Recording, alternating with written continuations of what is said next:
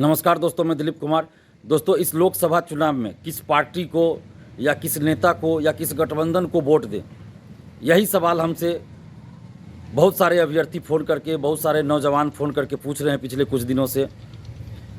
और हम भी ये सोच रहे हैं कि किसको वोट दिया जाए। भाई, हम तो पहले भी बोलते रहे हैं और आज भी बोल रहे हैं कि जब कोई पार्टी या कोई नेता छात्र युवाओं के मुद्दे पे सड़क पे उतर के आंदोलन नहीं कर रहे हैं, ना ही उनके मुद्दे को लेकर कुछ कर रहे हैं, तो फिर हम लोग वोट किसको दें, क्यों दें वोट?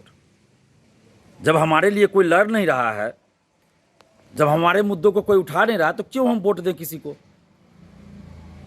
अभी TRE 3 का पेपर लीक हुआ। बड़े बड़े शिक्षा माफिया, जो बड़े बड़े कोचिंग संचालक इसमें संलिप्त है, बड़े बड़े अधिकारी हैं, बड़े बड़े नेता हैं, सबको बचा लिया गया। बिहार के एक भी नेता का नाम बताइए जो सामने आकर इसके लिए बोल रहे हो कि बड़े बड़े शिक्षा माफियाओं पर कार्रवाई होनी चाहिए, सड़क पे उतर के कभी आंदोलन किए हो या कोई प्रेस कॉन्फ्रेंस किए हो। इस पर एक भी नेता बिहार का आपको नहीं मिलेगा।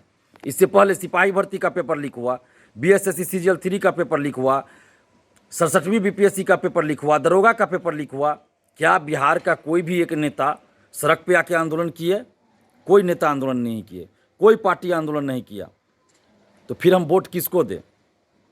डोमिसाइल, जब BPSC TRE 1 में डोमिसाइल लाया गया था तो सभी को खुशी हुई, हम लोग भी खुश हुए कि चलो डोमिसाइल लाया गया। बहुत लोग उसका श्रेय लेने लगे, नेता लोग, कि हम डोमिसाइल लाए हैं, बिहार के अभ्यर्थियों के हित में ये कर रहे हैं। और 5-7 दिन या 10 दिन फॉर्म भराया होगा और बीच में अचानक डोमिसाइल हटा दिया गया।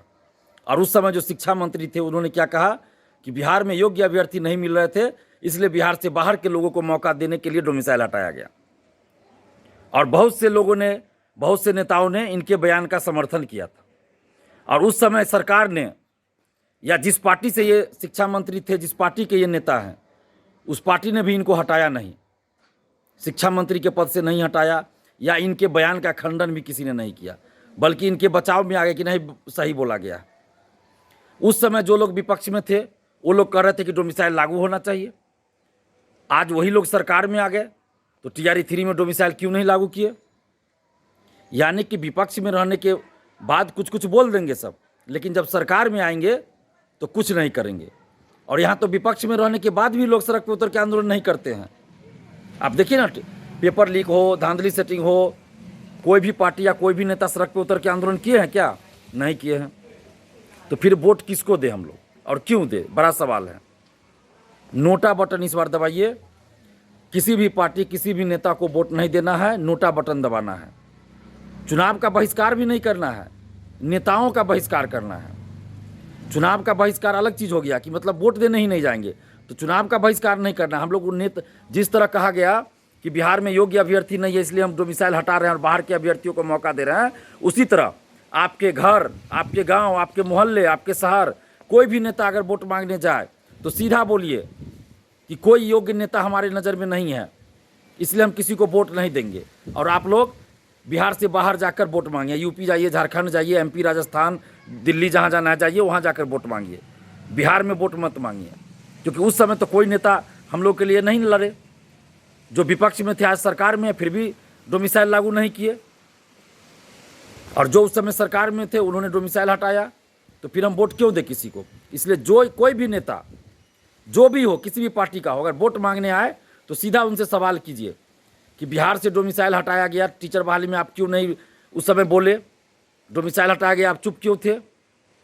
तो आप वोट मांगने भी बिहार से बाहर जाइए। जब पेपर लीक होता है, धांधली सेटिंग होती है, बिहार के नौकरियों में 70 से 80% सीटें बेच दी जाती है, तो बिहार का कोई नेता क्यों नहीं बोलते हैं उस पर? तो हम वोट क्यों दें आपको? एकदम इस बार नोटा बटन दबाना है। समस्तीपुर लोकसभा क्षेत्र को छोड़कर बाकी सभी जगह बिहार में नोटा बटन दबाइए। और समस्तीपुर लोकसभा क्षेत्र में क्या करना है उस पर हम लोग अभी सोच विचार कर रहे हैं, क्योंकि आप सबको पता है कि अशोक चौधरी जी ने क्या कहा था कि BPSC TRE 3 का पेपर लीक का कोई मामला नहीं है, जबकि आर्थिक अपराध इकाई जांच करके रिपोर्ट दे चुकी थी कि पेपर लीक है। उसके बाद मंत्री है ये और बोल रहे हैं कि कोई पेपर लीक का मामला नहीं है, और उस अपनी बेटी को लड़ा रहे हैं, समस्तीपुर से चुनाव लड़वा रहे हैं, लोजपा के टिकट पे, लोजपा रामविलास यानी चिराग पासवान जी की पार्टी से लड़वा रहे हैं।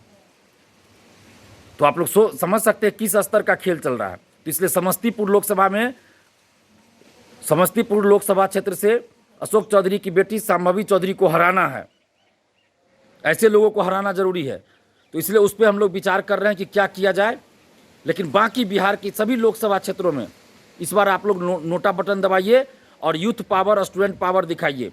जो भी लोग, चाहे स्टूडेंट्स हो, युवा हो, अभिभावक हो, शिक्षक हो, बुद्धिजीवी हो, जो भी हैं आप, आम जनता, जो भी भ्रष्टाचार के खिलाफ है, जो भी धांधली सेटिंग पेपर लीक के खिलाफ है, जो भी चाहते हैं कि बिहार के सरकारी नौकरियों में पारदर्शिता लाई जाए, जो भी चाहते हैं कि बिहार के सरकारी नौकरियों में मेधावी स्टूडेंट्स का ईमानदारी से नौकरी लगे, पैसा पैरवी पे नौकरी बंद हो, जो भी चाहते हैं कि भ्रष्टाचार खत्म हो, उन सभी से हम आग्रह कर रहे हैं कि इस चुनाव में नोटा बटन दबाइए और इन नेताओं को बताइए कि हम लोग आप लोग के झांसे में अब नहीं आने वाले हैं। एक दूसरे पे आरोप प्रत्यारोप करेंगे, जब चुनाव का समय आएगा तो साथ में गलबहियाँ करेंगे और चुनाव लड़ेंगे और अपने अपने परिवार को सिर्फ आगे बढ़ाएंगे। सभी पार्टी का वही हाल है, अपने अपने परिवार को सिर्फ आगे बढ़ा रहे, कोई बेटा को, कोई बेटी को, कोई दामाद को, कोई बहू को, कोई बेटी को टिकट दे रहे हैं, बाकी पार्टी में और कोई लोग नहीं है। और उसके बाद भी आपके हित से जुड़े मुद्दे को कोई नहीं उठा रहा है। आज भी मैं कह रहा हूँ कि बड़े बड़े नेताओं को, बड़े बड़े अधिकारियों को, बड़े बड़े कोचिंग संचालकों को पेपर लीक में क्यों बचाया जा रहा है। और हर गठबंधन का सरकार बिहार में रहा है, हर पार्टी की सरकार बिहार में रही है और सबकी सरकार में पेपर लीक हुआ है, धांधली सेटिंग हुआ है, लेकिन बड़े बड़े शिक्षा माफियाओं को बचा लिया गया है। तो इसलिए इस बार हम लोग नोटा बटन दबाएंगे और आप सबसे सहयोग की अपील करते हैं कि आप लोग भी नोटा बटन दबाइए और स्टूडेंट पावर, यूथ पावर दिखाइए और भ्रष्टाचार के खिलाफ लड़ाई में हमारा साथ दीजिए। धन्यवाद। जय हिंद।